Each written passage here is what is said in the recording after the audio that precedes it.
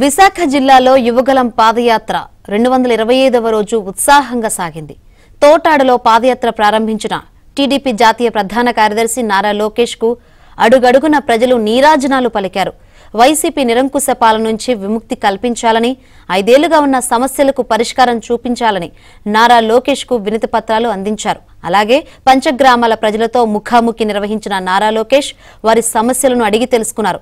మరో 3 నెలల్లో టీడీపీ అధికారంలోకి వస్తుందని, అధికారంలోకి రాగానే సమస్యలు పరిష్కరిస్తామని హామీ ఇచ్చారు.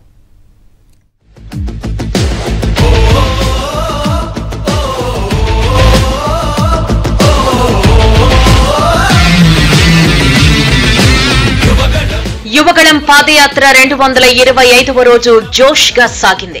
యలమంచిలి నియోజకవర్గం తోటాడ స్మార్ట్ సిటీ నుంచి పాదయాత్ర ప్రారంభించారు నారా లోకేష్. తోటాడ పరిసర గ్రామాల ప్రజలను కలిశారు. ఈ సందర్భంగా ప్రజలు తమ సమస్యలు పరిష్కరించాలని లోకేష్ కు వినతి పత్రాలు ఇచ్చారు. వైసీపీ అరాచక పాలనతో విసిగిపోయిన ప్రజలు తమకు అండగా నిలిచే నాయకుడు తమ ఊరికొచ్చాడని నారా లోకేష్ కు ఘన స్వాగతం పలికారు.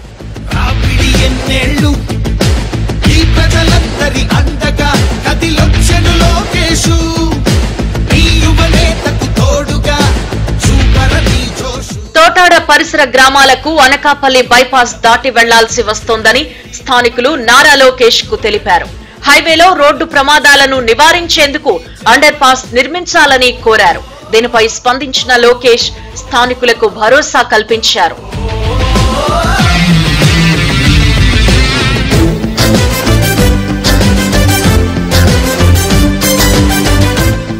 జగన్ రెడ్డికి అడ్డగోలు దోపిడీపై ఉన్న శ్రద్ధ ప్రజా సమస్యలపై లేదన్నారు లోకేష్. ప్రజలపై పన్ను మీద పన్నులు వేస్తున్న జగన్ మౌలిక సదుపాయాల కల్పనను మరిచిపోయారన్నారు.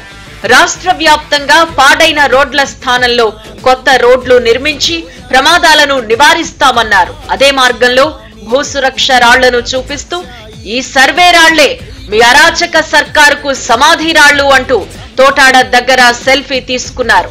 అదే మార్గం మధ్యలో డ్వాక్రా మహిళలను, కాపు సామాజిక వర్గ నేతలను కలిశారు.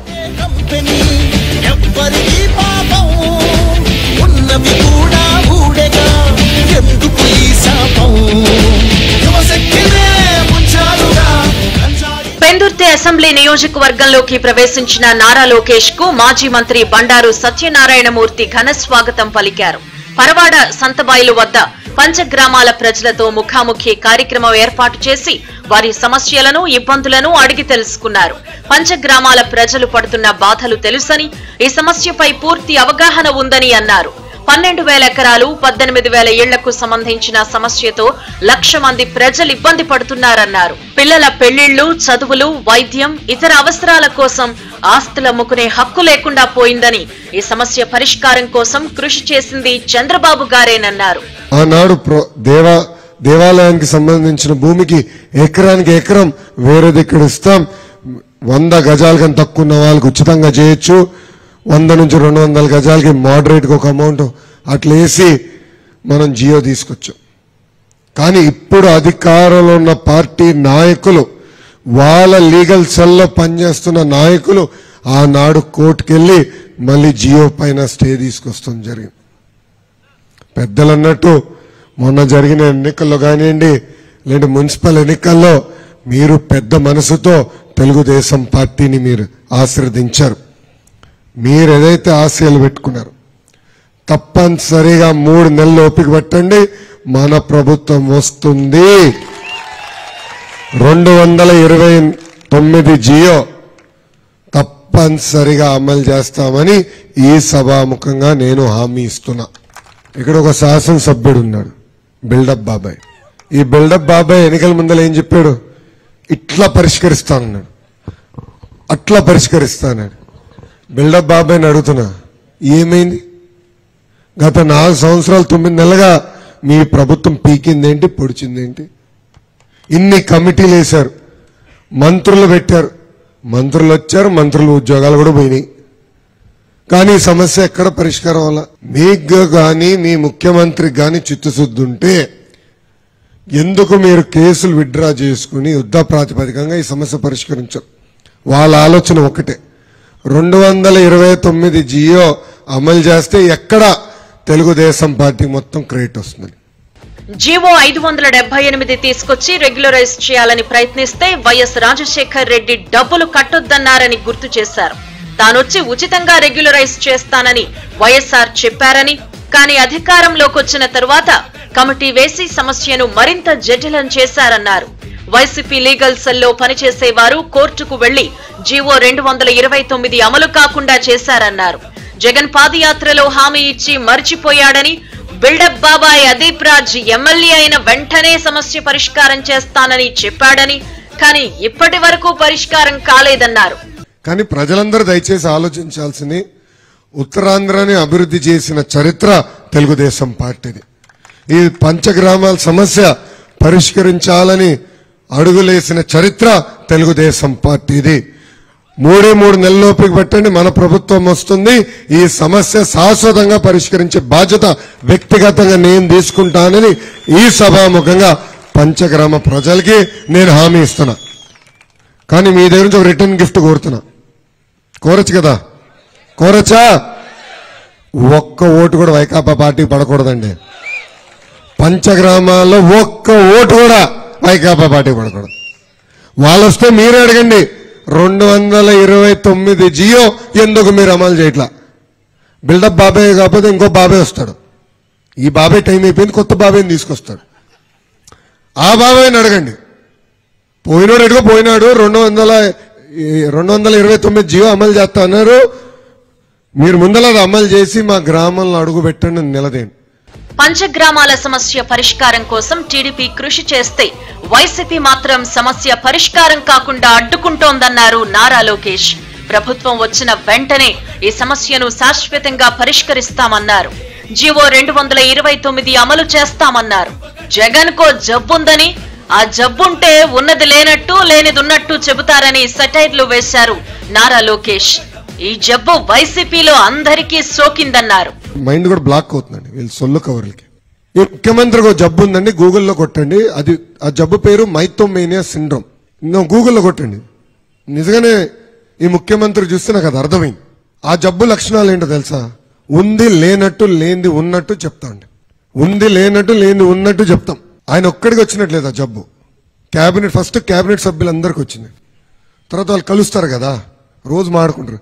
అట్లా ముఖ్యమంత్రి దగ్గర నుంచి శాసనసభ్యుల వరకు అందరికి వచ్చేసింది. సో కరోనా లాగా ఈ మైథోమేనియా సిండ్రోమ్ కూడా అక్కడ తయారైపోయింది. సో ఉంది లేనట్టు లేనిది ఉన్నట్టు వచ్చి చెప్తారు. దయచేసి ప్రజలందరూ గుర్తుపెట్టుకోవాలి. కాబట్టి జియో కాపీలు కూడా మీకు ఇస్తాం. చట్టాన్ని కూడా ఆనాడు సవరణ చేశాం. ఈ సమస్య పరిష్కరించాలని అనేక అడుగులు వేసింది తెలుగుదేశం పార్టీ. మళ్ళీ చెప్తున్నా, 3 నెలలు ఓపిక పట్టండి. మన ప్రభుత్వ అధికారంలోకి వచ్చిన వెంటనే ఈ సమస్యకి శాశ్వతమైన పరిష్కారం చేసే బాధ్యత వ్యక్తిగతంగా నేను తీసుకుంటానని ఈ సభాముఖం తెలుపుకుంటూ మధ్యాహ్న భోజన విరామం తర్వాత తిరిగి యాత్ర ప్రారంభించారు నారా లోకేష్. పరవాడ సంతబాయిలు ప్రాంతంలో ఎన్టీఆర్ విగ్రహాన్ని ఆవిష్కరించారు.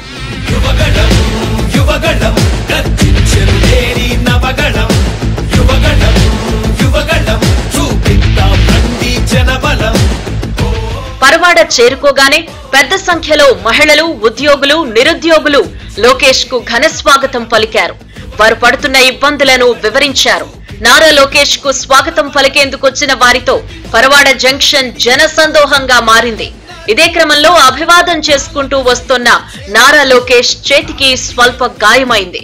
కుడి చేతికి గాయం అయినప్పటికీ అభివాదం చేసుకుంటూ ముందుకు సాగారు లోకేష్.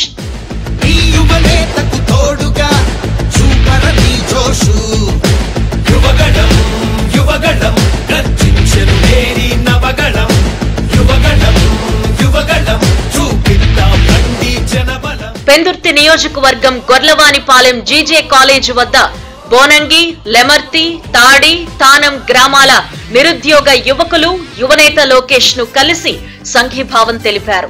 ఫార్మా పరిశ్రమలు తమ ప్రాంతంలో ఉన్నా ఈ ప్రాంతం వారికి ఉపాధి ఇవ్వడం లేదని తెలిపారు. భూములు కోల్పోయిన నిర్వాసితులు ఆర్థిక సమస్యలతో సతమతమవుతున్నారు అని లోకేష్ కు వివరించారు.